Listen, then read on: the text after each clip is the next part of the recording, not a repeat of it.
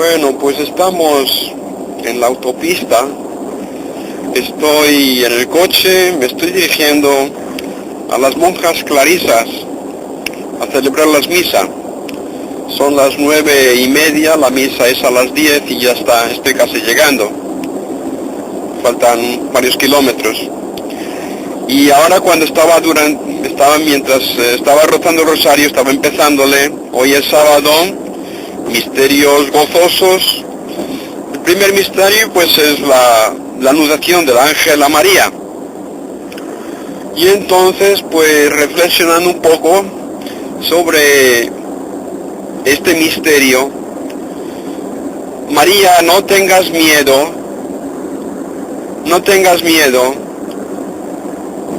porque Dios te ha elegido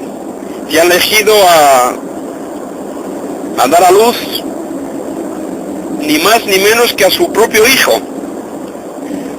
Te ha elegido para dar a luz a su propio Hijo. Dios te ha elegido para dar a luz a su propio Hijo. Sí, a su Hijo, al Hijo de Dios. Pero Dios tiene un Hijo, pues sí, tiene un Hijo. Dios es Padre y tiene un Hijo. Y además, tiene también el Espíritu Santo.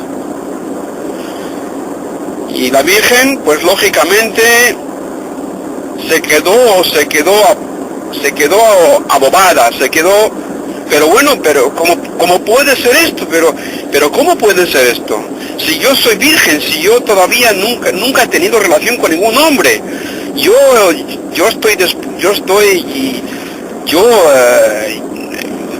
San José es mi novio, es mi prometido, pero todavía no hemos tenido ninguna relación. ¿Cómo puede ser esto? Y entonces el ángel la dijo: María, no te preocupes, María, no tengas miedo.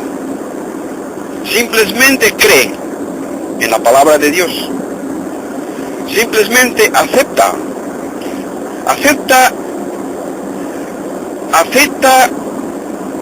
ser usada por el Señor.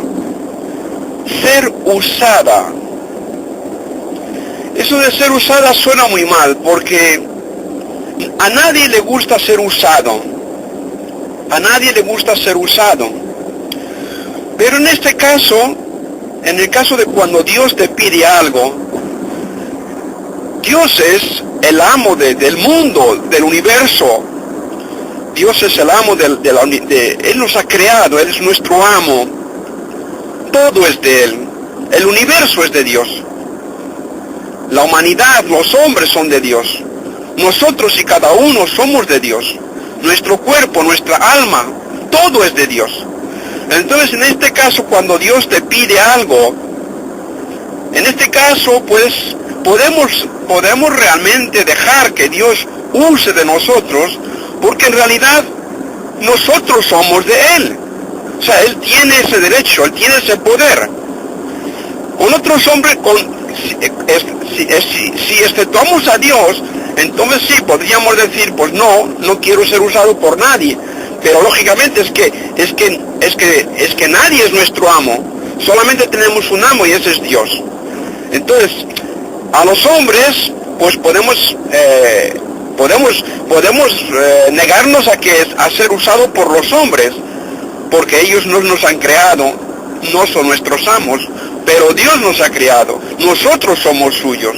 Por consiguiente, pues el amo que use sus cosas, pues no tiene nada de más, debe de ser así. Y entonces, pues, hoy he estado pensando sobre esto, es la primera vez que utilizo, que pienso en eso, ser usados. Y otra parte, una cosa interesante que me ha surgido hoy, y por eso me he decidido a grabarlo, y grabarlo en este momento que estoy conduciendo, porque tengo miedo que cuando llegue allí, si no lo grabo ahora, se me olvida, ¿no? Porque tengo 62 años, y cuando ya entras en edad, es muy fácil que se te olvidan las cosas. Entonces, otra cosa muy interesante era, bueno, pero Dios puede o sea, Dios cuando pensó en María, la pensó desde toda la eternidad para ser la madre de su Hijo, y por consiguiente desde toda la eternidad decidió que María naciera sin pecado original. Y luego pues la pide que la deje hacer en ella ese gran milagro y que la deje utilizar su cuerpo para poder hacer este milagro. Y podríamos decir, bueno, pero Dios no lo podía haber hecho sin necesidad de consultarla. Pues lógicamente que Dios la podía haberlo hecho sin consultarla. Pero aquí viene la segunda cosa que me ha venido a la mente, que es muy interesante, y es la primera vez que pienso esto, y es que si Dios no la hubiera preguntado, si Dios no hubiera querido preguntarla, hacerlo directamente sin pedirle permiso, sin decirle nada, pues lo podría haber hecho, pero Él quería que eso fuera algo donde entrara la libertad de la persona, es decir, donde la persona pudiera decir sí o pudiera decir no. Y entonces podemos decirlo, pero es que Dios no podría haberlo hecho de tal manera, sin romper su libertad. Pues también lo pudiera haber hecho sin romper su libertad, porque Dios es todopoderoso.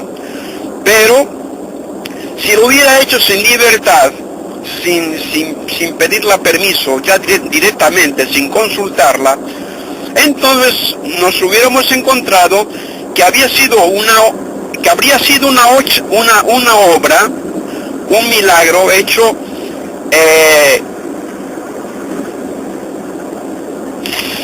solamente con la gracia,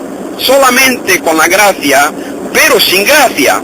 Y esto es lo que yo quería grabar.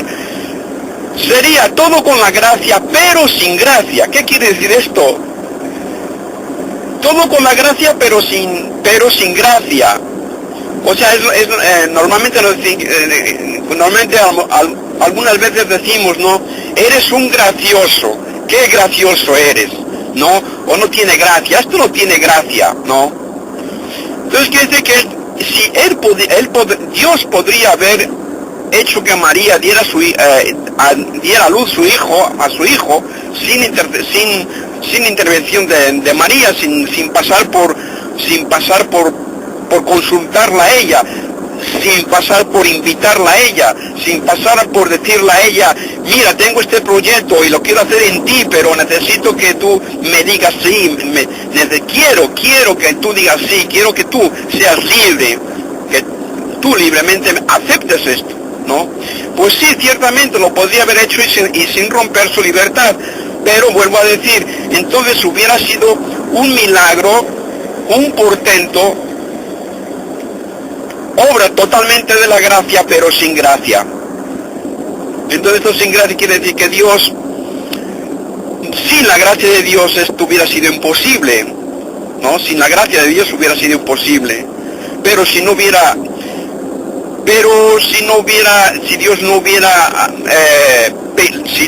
Dios no lo hubiera pedido, no lo hubiera consultado, pues entonces hubiera sido algo sin gracia. Es decir que realmente entonces Dios nos usa en el sentido malo de la palabra, ¿no? O sea, bueno, pues todo lo ha hecho Él, a mí no ha contado conmigo para nada, pues muy bien, pues ya está, ya está. Tú todo lo dices, tú todo lo sabes, tú todo lo decides, pues muy bien, pero yo aquí soy un muñeco, así yo no cuento para nada. O sea, tú me has dado a mí la libertad, pero no sé para qué me la has dado, porque hace las cosas sin consultarme, sin pedir, o sea, mi opinión, ¿no? Entonces, por eso digo que sí, si Dios hubiera realmente querido hacer este milagro, sin consultarla y al mismo tiempo sin romper su libertad, pues hubiera sido un acontecimiento, un milagro, un portento, fruto de la gracia, de solamente gracia, todo y solamente gracia, pero sin gracia, es decir, poniéndola a María, pues, o sea, como si fuese un muñeco. Y Dios ciertamente no quiere que utilizarnos a nosotros como muñecos, como cosas. ¿Ah? Dios nos pide nuestra opinión y nos pide nuestra aceptación. Somos seres libres, por consiguiente, para bien o para mal, sabemos que hay cielo, sabemos que hay infierno, sabemos que hay purgatorio. En tiempo se decía que había limbo, y ahí está la cuestión no cerrada, el limbo de los niños, unos niños que por tener el pecado original, pues no pueden ir al cielo, pero por no tener el pecado personal, no, pues no pueden ir al infierno. O sea, Dios no les puede castigar, porque entonces sería injusto. ¿No? Entonces en sus tiempos la Iglesia ha dicho esto, ahora la cosa está ahí. O sea, no ha habido una negación de la Iglesia a nivel oficial, ahí está. Parece que mucha gente se opone, parece que no, mucha gente no puede aceptar pero hombre, si Dios es misericordioso, etcétera, ¿cómo es posible que los niños? Para mí personalmente no es ninguna dificultad. Por supuesto que yo no soy la Iglesia, yo soy un miembro de la Iglesia y yo tengo que acatar lo que la Iglesia dice y lo acataré. Pero a mí personalmente creer en que existe un limbo, así como creen que existe infierno eterno, también hay personas que piensan que la eternidad y el infierno se opone radicalmente con la misericordia infinita y eterna de Dios. Pues yo no pienso que se opone. Yo pienso que Dios nos da libertad, tenemos que ser consecuentes, y entonces el pago de querer reírse de Dios o de querer, no sé, hacerse más que Dios, pues el castigo es ese, ¿no? Y con respecto al limbo de los niños, pues lo mismo. Bueno, esto no viene a cuento, esto a mí me ha salido aparte del rosario, pero bueno, como estamos en los misterios gozosos, estamos en el nacimiento de Jesús, pues bien, no viene al caso hablar del problema de los niños. ¿Qué pasa con los niños sin bautizar, sin fe? Pues entonces ya digo que en su tiempo, y ahí se puede consultar en el magisterio de la Iglesia, ahí hay un montón de sitios donde se habla del limbo. Actualmente la cosa no está cerrada, o sea, no está cerrada. Yo personalmente aceptaría que existiera, y de hecho la Iglesia ha hablado sobre él. O sea, yo no digo que estoy de acuerdo que existiera así simplemente porque sin saber nada de nada, yo digo que sí, que me parece. O sea, yo digo eso después que he consultado el magisterio, el Denzinger, y he visto bastantes sitios donde se habla de él. Entonces, teniendo en cuenta que en la Iglesia se ha hablado de él, pues yo digo que me parecería normal que existiera el limbo, que no va contra el amor de Dios, Entonces ahí donde se ve es la infinita misericordia de Dios, pero no solamente su misericordia, sino por otro lado también su infinita justicia, ¿no? O sea, ¿qué quiere decir? Que los hombres no podemos jugar con Dios. Que los hombres no podemos jugar con Dios, no podemos jugar con la libertad que Dios nos da. Que no podemos jugar con las cosas o sea, con esta vida. Dios nos ha puesto aquí en este mundo para un día estar con Él. O sea, el fin del hombre no es un fin, el fin del hombre no es natural. El fin del hombre no es este mundo. O sea, vienes aquí, vives aquí, sufres o gozas o las dos cosas, y llega un momento y te mueres y se acabó y ya está. Ya otro, a que venga otro. No es así. Dioos nos ha creado con un cuerpo, con un alma. Dios nos ha creado no para este mundo, sino Dios nos ha creado para estar con Él. Pero ahí está el problema. Dios nos ha dado libertad, y ya a Adán y Eva se lo dijo. Digo, si me obedecéis, vida eterna. Si no me obedecéis, muerte eterna. Si me obedecéis, cielo. Si no me obedecéis, infierno. Eso aparece en las primeras hojas de la Sagrada Biblia. Aparece en la palabra de Dios. Y entonces, volviendo a los niños, pues a mí personalmente, teniendo en cuenta la doctrina de la Iglesia, aunque no se ha dicho un no rotundo o un sí rotundo, ha quedado ahí.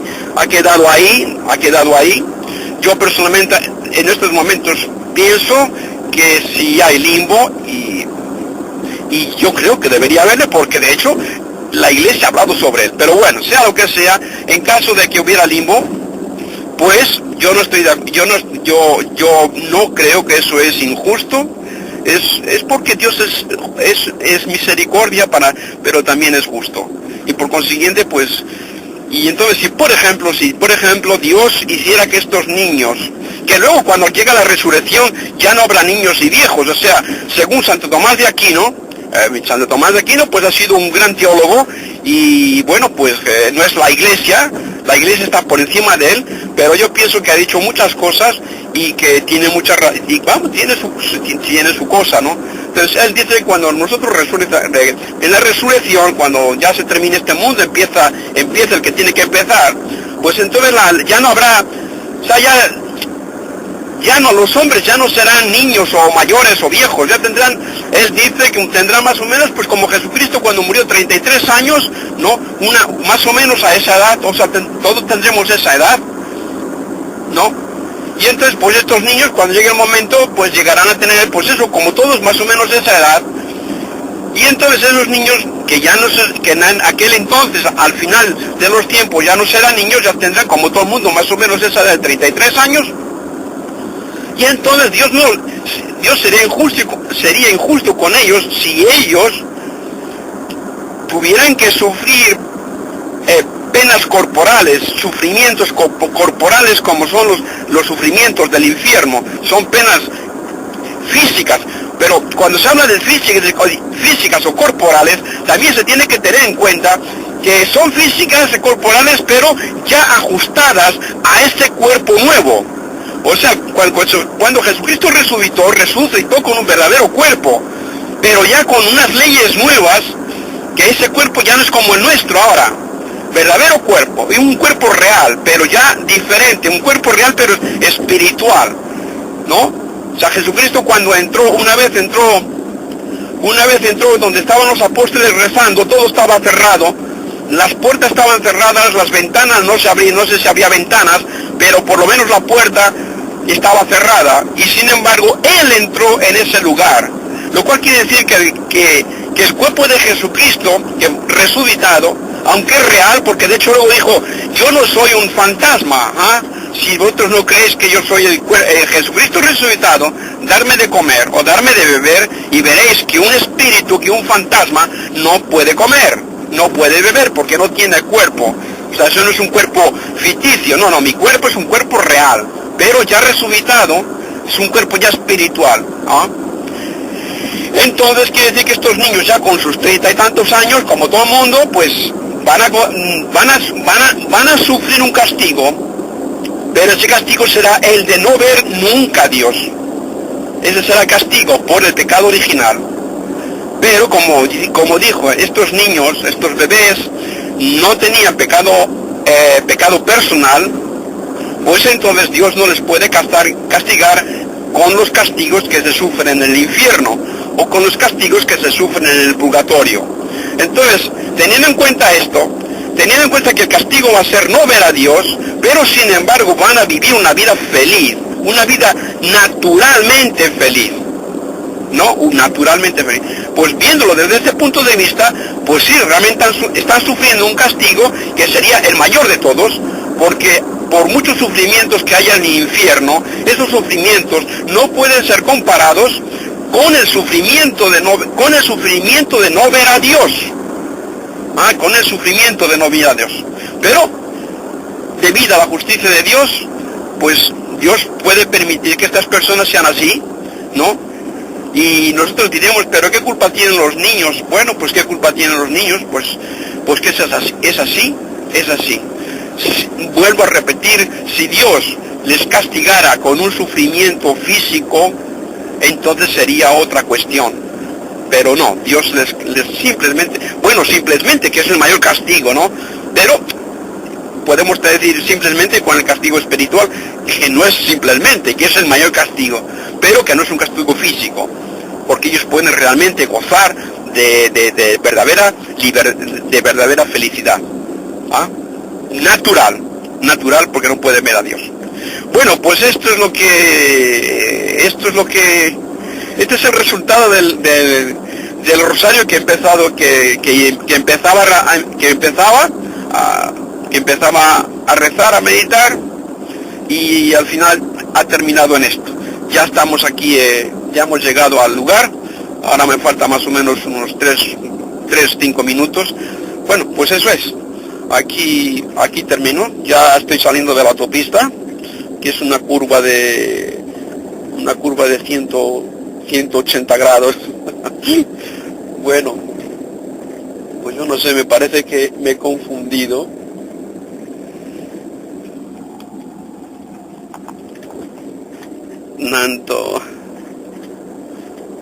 Entonces, bueno, tengo que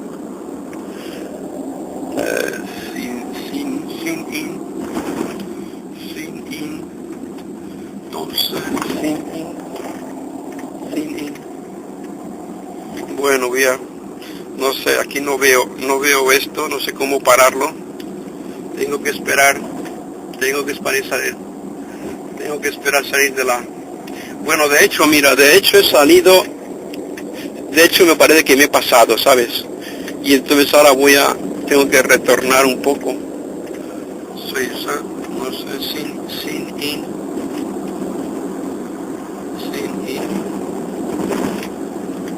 No sé. Al final me parece que voy a llegar tarde. Voy a parar aquí para ver si consigo. Voy a parar aquí para parar esto.